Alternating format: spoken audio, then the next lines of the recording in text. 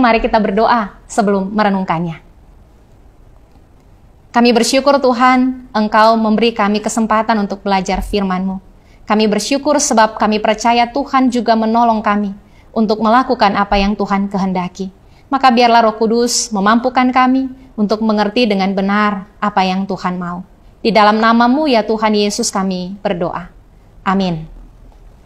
Mari kita membaca Yohanes pasal 13 ayatnya yang ke-27. Dan sesudah Yudas menerima roti itu, ia kerasukan iblis. Maka Yesus berkata kepadanya, "Apa yang hendak kau perbuat, perbuatlah dengan segera." Ada sebuah anggapan yang keliru, yang menganggap Yudas sebagai pintu masuk kerja penebusan Allah. Yudas sebagai titik awal penebusan atas dosa-dosa manusia. Hal yang demikian sungguh salah dan keliru. Sebab sesungguhnya sejak awal Tuhan yang memilih para murid. Dalam Injil Yohanes pasal yang ke-6 ayatnya yang ke-70, Tuhan Yesus berkata demikian, "Aku sendiri yang memilih kamu yang 12 ini, namun seorang di antaramu adalah iblis." Hal ini menunjuk kepada Yudas yang memang sejak awal hatinya tidak benar, hatinya dikuasai oleh yang jahat. Yudas memang dipilih oleh Tuhan untuk menjadi bagian dari 12 murid, tetapi sekali lagi sejak awal hatinya tidak benar, hatinya dikuasai oleh yang jahat.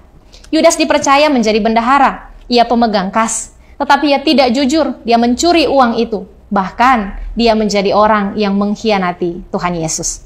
Saudara, dari bacaan firman Tuhan hari ini, firman Tuhan membawa kita untuk belajar bahwa hati yang dikuasai oleh yang jahat justru menjadi pintu masuk bagi iblis untuk menjatuhkan kita.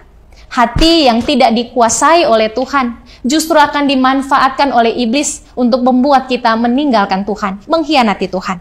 Maka penting sekali bagi kita untuk menjaga hati kita tetap benar di hadapan Tuhan.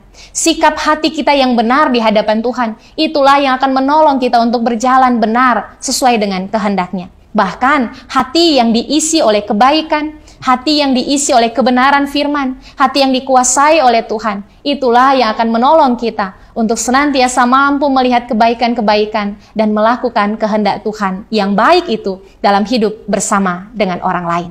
Dari kisah tentang Yudas, kita belajar hati yang serong menjadi pintu yang besar untuk masuknya iblis. Hati yang jahat, hati yang tidak benar akan justru membawa kita jatuh dalam celaka. Karena itu firman Tuhan hari ini mengingatkan kita, mari jaga hati kita supaya tetap benar di hadapan Tuhan. Manusia memang tidak bisa mengukur hati kita, tapi Tuhan tahu sampai ke kedalaman hati kita.